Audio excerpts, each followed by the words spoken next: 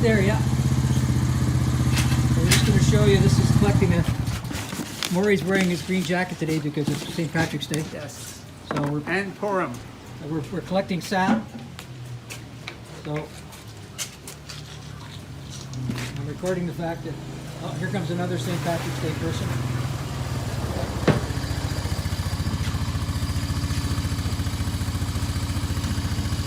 Now I got to help them unload their sap. So, Maury's got another pail of sap to throw in the barrel. Who are you talking to, Aaron? No, I'm actually just recording this. This is for future generations to say, here's how it was done in the old days. Not the old days. The old days. The old people. Not the old days. So we're emptying out the sap. Collecting that. That's a full barrel, so we'll go to another barrel.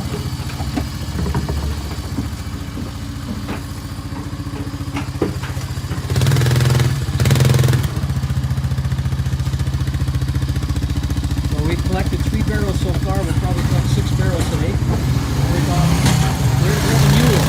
Their job is to go and pick up. Here comes another mule. Almost had an accident. We're going to have.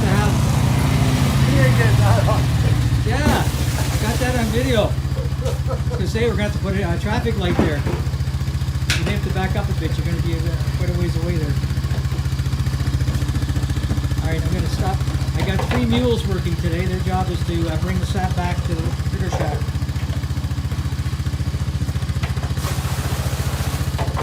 So I want to show you the best feature of this new boiling stove. Obviously, you know, you can see it boiling the sap. It comes from the tank in there, boils into the finishing pan, and eventually go out. But over here is the most important feature of this, is the coffee cup warmer. So this stove has a very important feature again, the coffee cup warmer. It's March 19, 2022. The sap ran a couple days ago, pretty good. There's a little bit left in the pail, so I'm going to go pick it up now. It's got warm enough that it's not running anymore, so I can pick this all up and it won't run for probably 3 or 4 days. I'm going to use my old bike. Now what I've done is I've set up boxes on my bike, and I can carry these pails that have these lids that screw on and screw off. So it's very nice to be able to pick up the sap, bring it back here, put it in those barrels. So I'm going to go out and start collecting sap. I might get maybe 5 pails today, but if the sap is really running, I'll get 5 barrels. I'm just picking up remnants of what ran since it last ran. There's really not a lot left in the pots. You can see a couple of the pots have a couple of inches.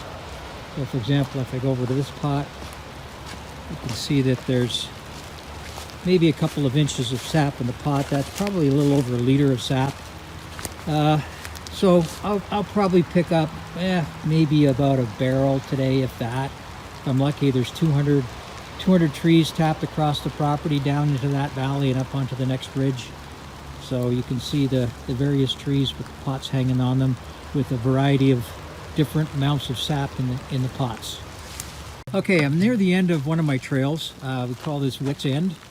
So we're at Wit's End, and there's about 5 pots at this end. If you look down the trail to the other end, you'll see pots, and that goes down quite a ways, that trail, and then up on the far ridge. So what I'm going to do is pick up some of the sap, and there won't be a lot of sap, but I usually carry a pail with me, and then I will empty it into one of the pots on the machine.